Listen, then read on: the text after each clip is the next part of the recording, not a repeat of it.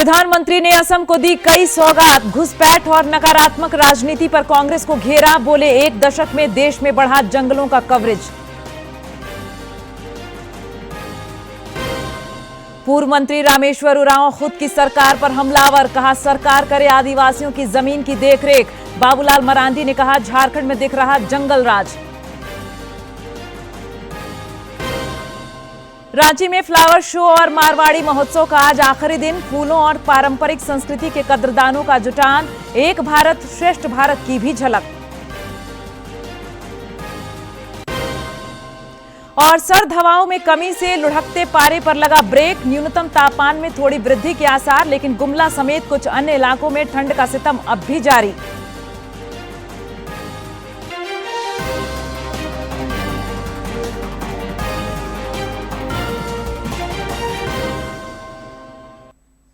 नमस्कार, खबरें झारखंड में आपका स्वागत है। मैं हूं प्रियंका और अब समाचार विस्तार से। बुलेटिन की शुरुआत करेंगे प्रधानमंत्री के असम दौरे की खबर से।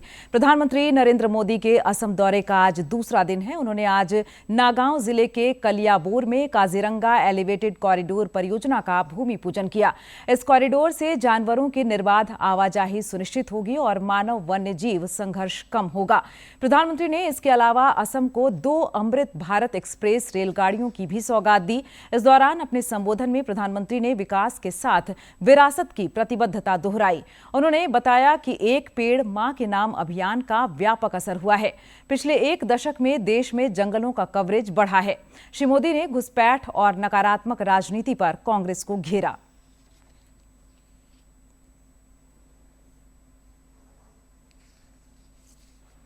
मुझे खुशी है कि भाजपा सरकार में अब ये क्षेत्र कनेक्टिविटी और विकास का अहम केंद्र बन रहा है। साथियों, आज बीजेपी पूरे देश में लोगों की पहली पसंद बन गई है। साथियों,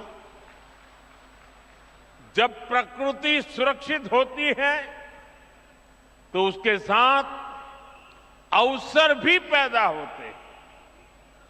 पिछले कुछ वर्षों में काजीरंगा में पर्यटकों की संख्या में लगातार बढ़ोतरी हुई है।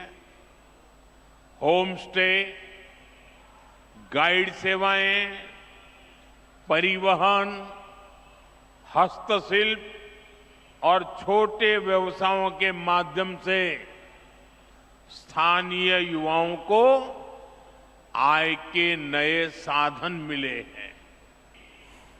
पिछले 1 दशक में देश में जंगलों और पेड़ों का कवरेज बढ़ा है। लोगों ने एक पेड़ मां के नाम अभियान में बढ़ चढ़कर हिस्सा लिया है। इस अभियान के तहत अब तक 260 करोड़ से अधिक पेड़ लगाए जा चुके हैं। 2014 के बाद देश में टाइगर और एलिफेंट रिजर्व की संख्या बढ़ गई है। बीते 1-1.5 वर्षों से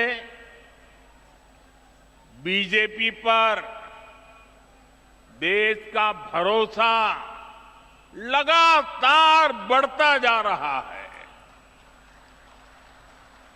हाल ही में बिहार में चुनाव हुए, वहां 20 वर्ष बाद भी जनता ने बीजेपी को रिकॉर्ड वोट दिए हैं, रिकॉर्ड सीटें जिताई हैं। साथियों, इन चुनावों का एक और संदेश है। कांग्रेस की नेगेटिव पॉलिटिक्स को देश लगातार नकार रहा है। जिस मुंबई शहर में कांग्रेस का जन्म हुआ था, वहां वो आज चौथे या पांचवें नंबर की पार्टी बन गई है।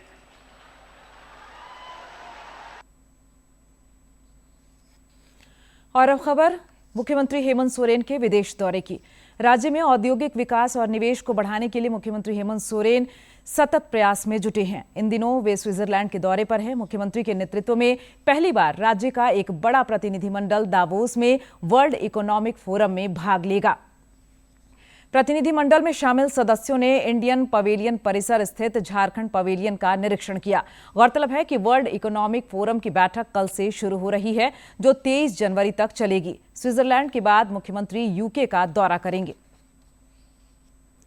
इधर पूर्व मंत्री और कांग्रेस विधायक रामेश्वर उरांव के तेवर राज्य सरकार के कामकाज को लेकर सख्त दिख रहे हैं। उन्होंने राज्य में आदिवासियों की जमीन लूट पर चिंता जताते हुए कहा है कि सरकार को इनकी देखरेख करनी चाहिए। श्री उरांव ने खूंटी में दिवंगत सोमा मुंडा के परिजनों से मुलाकात की और उन्हें ढाढ़स बंधाया। पूर्व मंत्री ने कहा कि झारखंड अलग राज्य बनने के बाद जमीन की लूट में बढ़ोतरी हुई है। आदिवासी समाज जमीन बचाने में लगा हुआ है। इसी कोशिश में जुटे सोमा मुंडा की हत्या कर दी गई।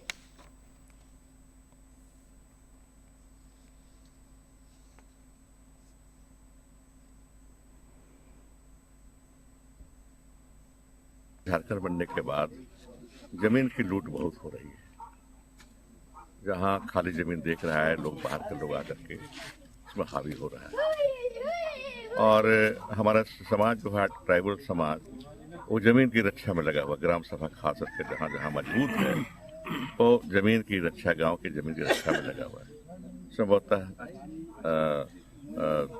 समाजी भी वही कर रहे थे और उसी क्रम में उनकी हत्या भी हुई है। बाहर के जमीन दलाल यहाँ हावी होना चाहते थे, जिसको उन्होंने रोका था। तो मैं ये कहूँगा कि जमीन की देख रेख सरकार करे, गांव के बाहर के लोगों को यहाँ न घुसने नहीं दिया। एसपी डीसी जो हैं जिला के, उनकी जिम्मेदारी बनती है। वहीं नेता प्रतिपक्ष बाबूलाल मरांडी सोशल मीडिया के जरिए राज्य सरकार पर लगातार हमलावर हैं। उन्होंने आरोप लगाया है कि राज्य में भ्रष्टाचार की जांच को प्रभावित करने का प्रयास किया जा रहा है। ईडी के क्षेत्रीय कार्यालय में रांची पुलिस की दबिश की चर्चा करते हुए श्री मरांडी ने कहा कि जिस व्यक्ति को पहले घोटाले के आरोप में गिरफ्तार किया गया था, उसी के घर पर उसकी सुरक्षा के लिए पुलिस कर्मियों की तैनाती संदेह के घेरे में है। उन्होंने भ्रष्टाचार की जांच को प्रभावित करने के प्रकरण मामले की सीबीआई से जांच की भी मांग की। इधर एक अन्य सोशल मीडिया पोस्ट में श्री मरांडी ने आरोप लगाया कि झारखंड में गरीबों का अपहरण मानव तस्करी के लिए और अमीरों का अपहरण फिरौती के लिए किया जा रहा है तथा पुलिस अपराधियों से निपटने में नाकाम साबित हो रही है। जमशेदपुर से एक युवा उद्यमी के अपहरण को 5 दिन बीत चुके हैं, लेकिन पुलिस अब तक कोई ठोस सुराग नहीं ढूंढ पाई है। रांची के उरमांझी से 12 वर्षीय कन्हैया भी पिछले 2 महीनों से लापता है। मुख्यमंत्री के विदेश दौरे पर भी सवाल उठाते हुए नेता प्रतिपक्ष ने कहा कि राज्य की बदहाल कानून व्यवस्था निवेशकों के लिए चिंता पैदा करने वाली है। उन्होंने आदिवासी समाज पर अन्याय, अत्याचार और दमन का भी आरोप लगाया। और अब बात फ्लावर शो की। रांची के मोरहाबादी स्थित ऑक्सीजन पार्क में चल रहे फ्लावर शो का आज आखिरी दिन है। प्रकृति प्रेमियों को यहाँ देखा जा रहा है। वन विभाग की पहल पर आयोजित इस प्रदर्शनी में तरह तरह के फूल आगंतुकों के लिए आकर्षण का केंद्र बने हुए हैं। कदरदान इन फूलों को निहार कर इनकी यादें बसाए वापस घरों का रुख कर रहे हैं। ऑर्गेनिक उत्पादों में भी लोगों का आकर्षण देखते ही बन रहा है। रांची के मोरहाबादी मैदान के पास स्थित ऑक्सीजन पार्क में 2 दिवसीय फ्लावर शो एग्जीबिशन का उद्घाटन झारखंडी नृत्य और संगीत के साथ किया गया। यहां जगह जगह फूलों के पौधों की आकर्षक प्रदर्शनी लगाई गई थी। आयोजन में पहुंचे लोगों ने इस एग्जीबिशन की जमकर सराहना की। उसके तो गुलाब मुझे सबसे ज़्यादा प्रभावित करता है, और जब मैं यहाँ फ्लावर शो में आई हूँ तो मैं और भी बहुत सारे पौधों को और फूलों को के बारे में जानकारी होगी, तो फिर मैं और उससे अवगत होंगी, तो मैं और उसका मतलब ये करूँगी। ये चेहरे पे मुस्कुराहट लाने के लिए, इसी के लिए आदमी जब तरह तरह के फूल देखता है ना और तरह तरह के लोगों से मिलता है तो अपने आप मुस्कुराहट आ जाती। मेरा मन करे तो मैं सबसे एक लेके जाऊँ, क्योंकि फ्लावर है ही ऐसी चीज़ कि आप देखते ही मन खुश हो जाता है, तो लगाने का तो मन सभी को करेगा। फ्लावर शो एग्जीबिशन में खूबसूरत फूलों के साथ साथ ऑर्गेनिक खाद्य सामग्रियों की भी प्रदर्शनी लगाई गई थी। लोगों ने इसे वन विभाग की सराहनीय पहल बताया और कहा कि यहां आकर उन्हें अत्यधिक खुशी की अनुभूति हो रही है। इस तरह का शो यदि हम लोग करें ना अपने शहर में, तो लोगों में जो गलत रास्ते में जाने की आदत है वो भी खत्म हो जाएगी और लोगों का रुझान नेचर की तरफ हो जाएगा। बहुत ही अच्छा अनुभव हो रहा है। प्रकृति में खुद को समय देने से बहुत ही पॉजिटिविटी बढ़ती है, बहुत अच्छा लगता है, डिस्ट्रेस होता है आदमी और लगता है कि हाँ दिन में बहुत अच्छा ये समय है फूल के साथ बिताने के लिए। टेंशन जो रहता है आजकल भाग दौड़ के जीवन में, उससे बहुत राहत मिलती है। तो यह बहुत सराहनीय प्रयास है वन विभाग का, ये पहली बार रांची में हो रहा है। लोगों का कहना है कि ऐसे आयोजनों से न सिर्फ लोगों के भीतर प्रकृति के प्रति प्रेम बढ़ता है, बल्कि यह लोगों को लाइवलीहुड से भी जोड़ने का काम करता है। डीडी न्यूज के लिए रांची से सौरभ कुमार के साथ रविकांत कुमार की रिपोर्ट। रांची के मारवाड़ी भवन में चल रहे 3 दिवसीय मारवाड़ महोत्सव का आज समापन हो जाएगा। इस महोत्सव में लोगों को राजस्थान की परंपरा की अनूठी झलक देखने को मिली। खासकर पारंपरिक वाद्य यंत्र और संस्कृति ने लोगों को खूब लुभाया। देखिए रिपोर्ट। रांची के हरमो स्थित मारवाड़ी भवन में आयोजित 3 दिवसीय मारवाड़ महोत्सव का भव्य आयोजन हुआ। इसमें राजस्थान की राजधानी जयपुर से आए लोक कलाकारों ने अपनी प्रस्तुतियों से लोगों को भाव विभोर किया। इस दौरान लोक कलाकारों ने पारंपरिक वाद्य यंत्रों के उपयोग से भी अवगत कराया।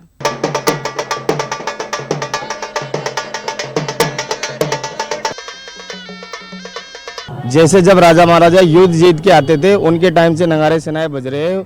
जब उनकी शादी ब्याह होती थी, उनके गेट के बाहर नगाड़े सेनाएं बजते थे। ये जयपुर से आए लोक कलाकारों ने घूमर लोक नृत्य की भव्य प्रस्तुति दी। उनकी अनूठी प्रस्तुति ने दर्शकों को झूमने पर मजबूर कर दिया। महोत्सव में शामिल लोगों ने आयोजन की जमकर सराहना की।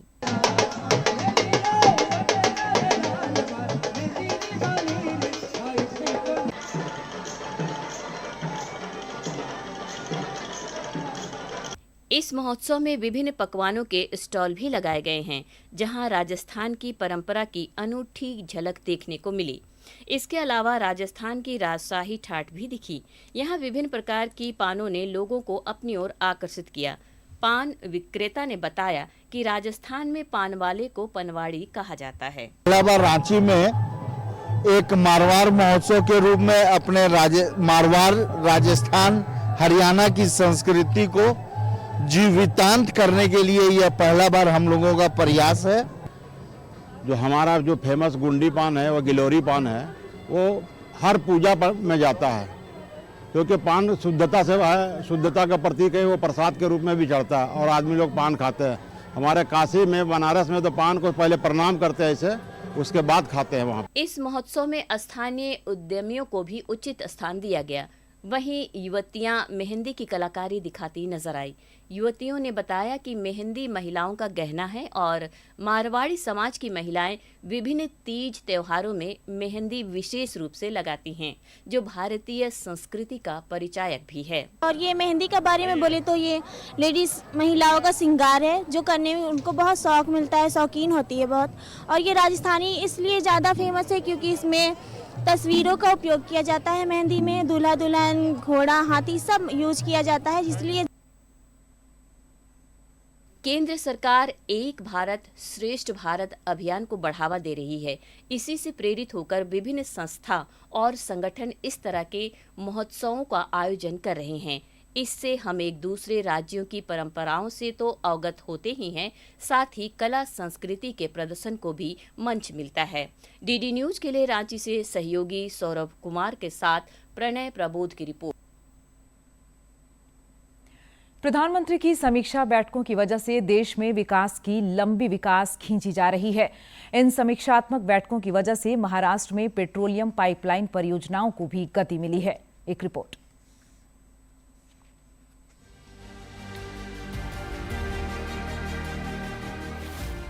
महाराष्ट्र के कोयली अहमदनगर सोलापुर पेट्रोलियम पाइपलाइन की कल्पना कोयली रिफाइनरी से प्रमुख उपभोग केंद्रों तक motor spirit, high speed diesel और एविएशन टरबाइन ईंधन जैसे पेट्रोलियम उत्पादों के सुरक्षित, तेज और पर्यावरणीय रूप से जिम्मेदार परिवहन को सक्षम करके क्षेत्रीय ईंधन सुरक्षा को मजबूत करने के लिए की गई थी।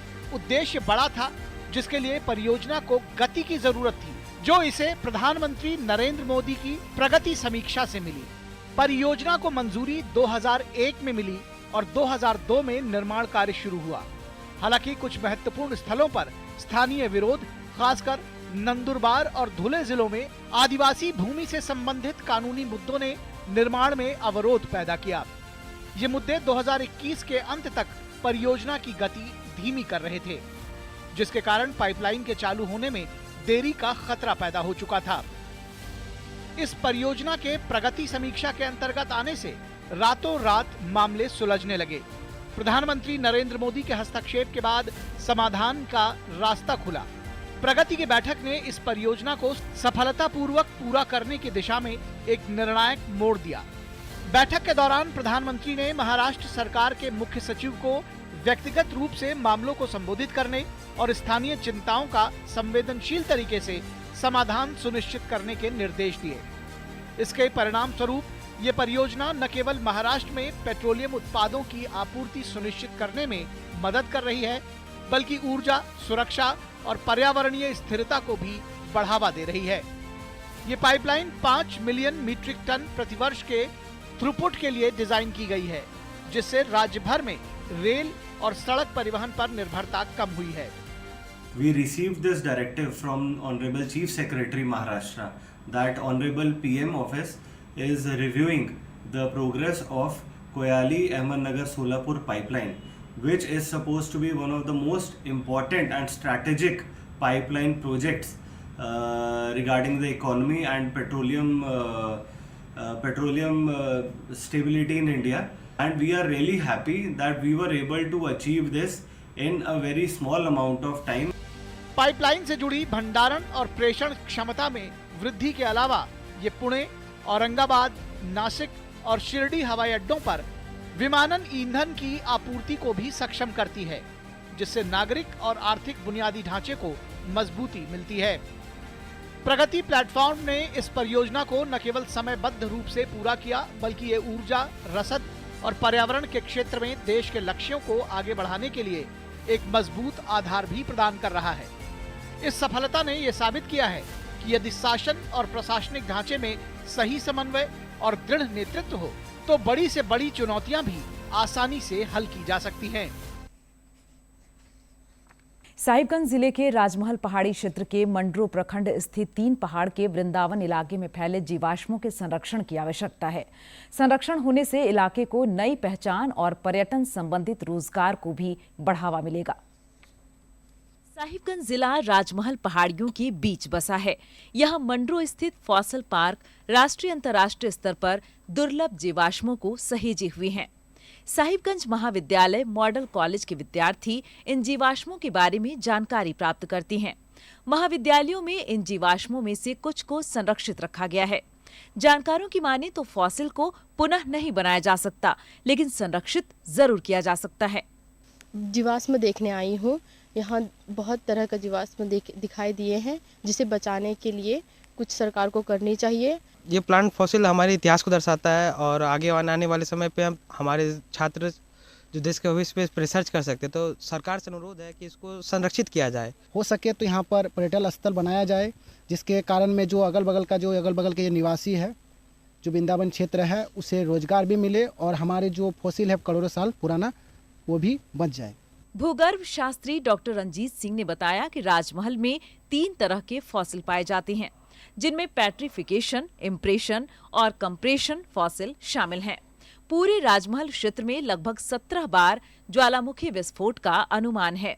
इन जगहों पर छात्र आसानी से शोध कर सकते हैं। यहाँ पे एक ऐसा फॉसिल्स मिला जो इंसिटू पोजीशन में है, कि मतलब जो बहुत रेयर होता है।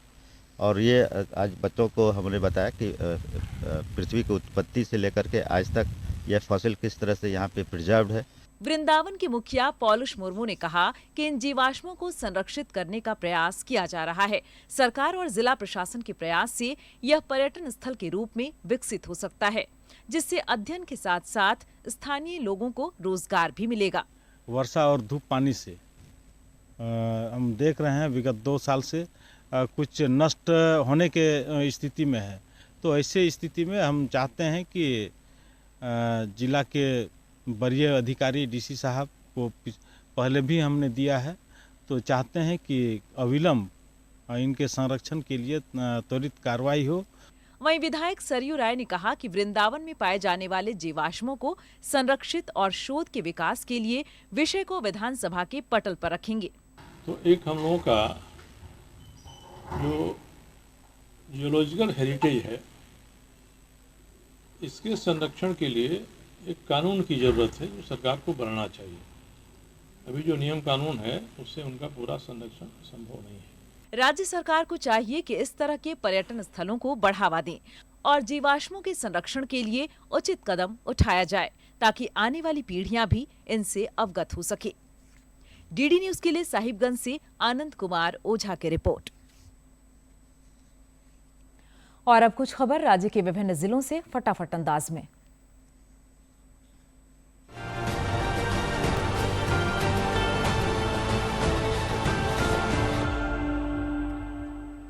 उत्तर प्रदेश के गाजियाबाद में 12 से 14 फरवरी को सीनियर फेडरेशन कप महिला एवं पुरुष राष्ट्रीय कुश्ती प्रतियोगिता होनी है। इसे लेकर रांची के मोरहाबादी स्थित कुश्ती प्रशिक्षण केंद्र में चयन ट्रायल संपन्न हुआ।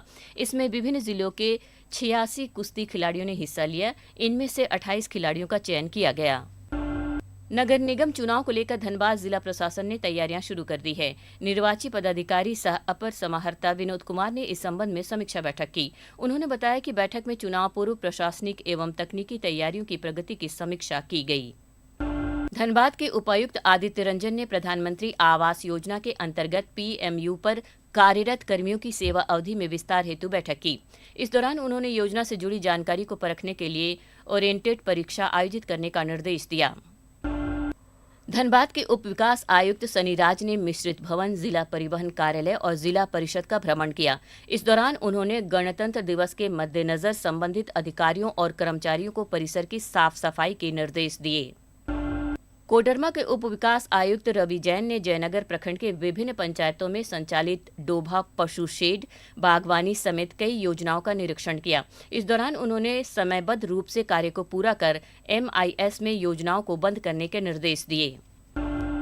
कोडरमा के उप विकास आयुक्त रवि जैन ने जिला समाज कल्याण विभाग के अधिकारियों के साथ बैठक की। इस दौरान उन्होंने मुख्यमंत्री कन्यादान योजना, प्रधानमंत्री मातृत्व वंदना योजना, सावित्रीबाई फुले किशोरी समृद्धि योजना, पूरक पोषाहार तथा पोषण ट्रैकर के विभिन्न सूचकांकों पर विस्तृत चर्चा की।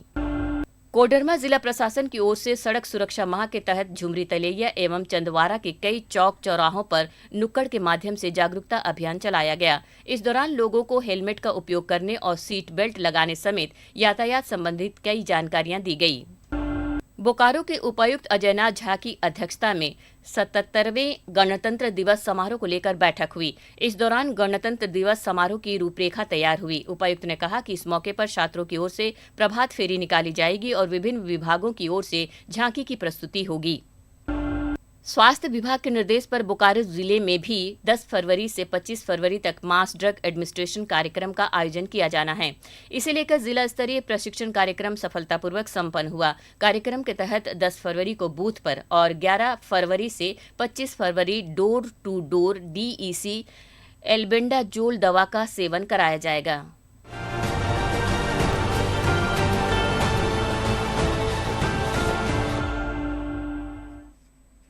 आगे बढ़ेंगे। साहिबगंज में पहली बार हिमालयन ग्रिफॉन गिद्ध देखा गया है। यह दुर्लभ गिद्ध अंबाडीहा पंचायत के सालबंधा गांव के एक ऊंचे सेमल के वृक्ष पर देखा गया। एक्सपर्ट बताते हैं कि हिमालयन ग्रिफॉन गिद्ध हिमालय, तिब्बती पठारों और मध्य एशिया के ऊंचे पर्वतीय क्षेत्रों में पाया जाता है। ठंड की अधिकता और भोजन की तलाश में यह प्रजाति शीतकाल में मैदानी क्षेत्रों में प्रवास करता है। साहिबगंज में इसकी उपस्थिति गिद्ध संरक्षण के क्षेत्र में महत्वपूर्ण मानी जा रही है। झारखंड को प्रकृति ने दो दो हाथों से सजाया संवारा है। रांची के आसपास कई जलप्रपातों की भरमार है। हुंडरू फॉल की खूबसूरती तो अद्वितीय है। देखिए, झारखंड को प्रकृति ने खूबसूरती से नवाजा है। रांची की बात करें तो इसके आसपास कई जलप्रपात और पिकनिक स्पॉट्स हैं, जिसकी सुंदरता बरबस मन मोह लेती है। रांची रेलवे स्टेशन से करीब 35 किलोमीटर की दूरी पर अवस्थित हुंडरू फॉल का नज़ारा इन दिनों देखते ही बन रहा है और बड़ी संख्या में पर्यटक यहां पहुंच रहे हैं। हम लोग सब कलकत्ता से आए हैं और हम लोगों का तो प्लानिंग था कि आज इस साल रांची घूमने का, तो हम लोग इसलिए रांची में आए हैं और आज पहला दिन है। तो हम लोग हुंडरू फॉल्स में बहुत अच्छा लग रहा है। हम लोग तो ऐसे ही नेचर लवर है, इसीलिए ये फॉल्स बहुत बढ़िया लग रहा है। अमेजिंग, इससे ज्यादा मेरे मुंह से लफ्ज नहीं निकल रहे हैं। नेचर इतना, मतलब वो जो होता है ना, एक नेचुरल चीज जो हमारे सामने बस आ जाए और हम लोग विमुग्ध हो जाए, वही चीज हमारे साथ अभी हो रहा है। यहाँ पहुँचने से 1 किलोमीटर पहले से ही यहाँ गिरने वाली जलधारा की मधुर ध्वनि कानों को सुनाई पड़ने लगती है। जैसे जैसे जलप्रपात की ओर नीचे उतरते हैं, इसकी मोहक छवि अपनी ओर बरबस खींचने लगती है। 745 सीढ़ियां उतरकर नीचे पहुंचते हैं तो इसकी सुंदरता हमें घंटों ठहरने पर विवश कर देती है। देखिए, ये रांची में जो हुंडरू फॉल्स में यहाँ पर मैं जहाँ पर खड़ा हूँ, अभी यहाँ पर बहुत सुंदर नजारा मैं यहाँ पर इतनी देर से यहाँ पर बैठ के देख रहा था। इतना सुंदर वाटरफॉल्स मैंने आज तक नहीं देखा है। यहाँ पर इतना सारा पानी देख रहा हूँ और इतना सारा पत्थर है यहाँ पर, मुझे बहुत यहाँ पर अच्छा लग रहा है। वहीं हुंडरू फॉल से महज 10 से 12 किलोमीटर की दूरी पर ही जुन्हा जलप्रपात है। यहाँ का प्राकृतिक नजारा भी काफी खूबसूरत है। काफी ऊंचाई से एक साथ गिरती जलधाराएं इसकी खूबसूरती को दोगुना कर देती हैं। यहाँ पर्यटक घंटों समय बिताना चाहते हैं और यात्रा को सुखद एवं यादगार बनाते हैं। मुझे तो बहुत ही मजा आ रहा है। मैं तो यहाँ सेकंड बार आ रही हूँ और मुझे मतलब बहुत पहले आई थी और अभी बहुत चेंजेस हो गया है, तो मुझे बहुत ही मजा आ रहा है। मतलब नेचर का क्या ही कहना, कुदरत का बहुत ही अच्छा, बहुत शानदार, मुझे बहुत ही अच्छा लगा। और चलते चलते एक नजर हेडलाइंस पर।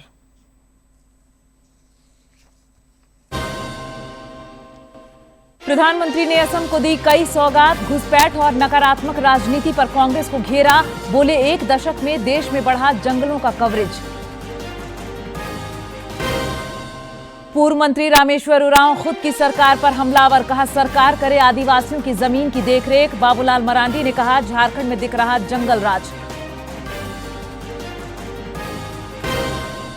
रांची में फ्लावर शो और मारवाड़ी महोत्सव का आज आखिरी दिन। फूलों और पारंपरिक संस्कृति के कद्रदानों का जुटान। एक भारत श्रेष्ठ भारत की भी झलक।